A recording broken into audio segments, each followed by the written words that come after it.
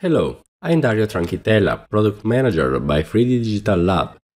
I decided to realize this brief chapter about the new features of 3ds Max 2013. This new release doesn't feature so much big things. The most notable one is surely the interface. The ones who use the software from the 2010-2011 releases have surely noticed that the interface is identical. For sure it features some improvements, but the core of 3ds Max is pretty identical except for some improvement concerning tools and functionality.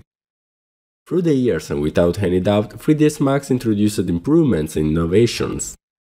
Just think about the graphite modeling tools bar, introduced from the 2011 version, or to the new visualization modes, available thanks to the new graphic driver Nitrous, which are still available in the 2013 release.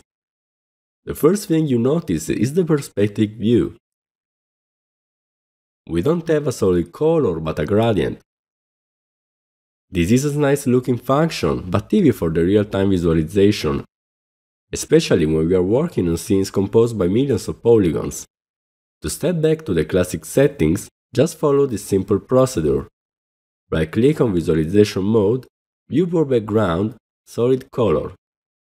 The interface of 3ds Max has been always considered as difficult or hard to be modified by the user. In the last releases, this is no more true, and the 2013 release confirmed this. Now we have at disposal the Viewport Layout toolbar here on the left. By clicking on this arrow, we have the possibility to choose different predefined dispositions.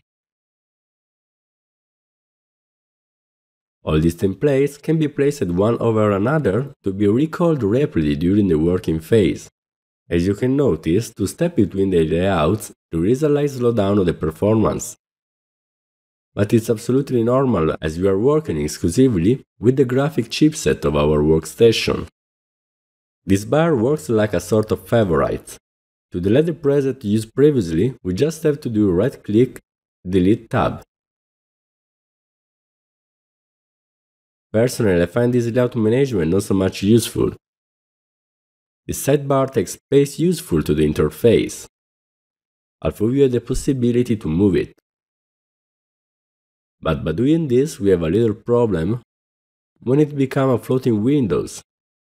It interferes with our workspace and it can be integrated inside any section except for the left one. You are free to use it or to hide it as well. Also, this operation is very simple.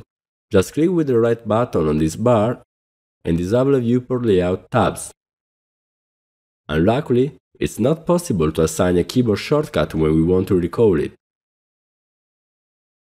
For these reasons, I prefer to use the classic layout called for quads. In any case, it can be convenient to use it when we work with complete scenes. Let's see a practical example.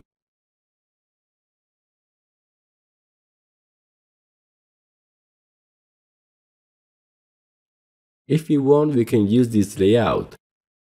Below on the right, we can insert the camera in order to keep under control the scene from the render point of view.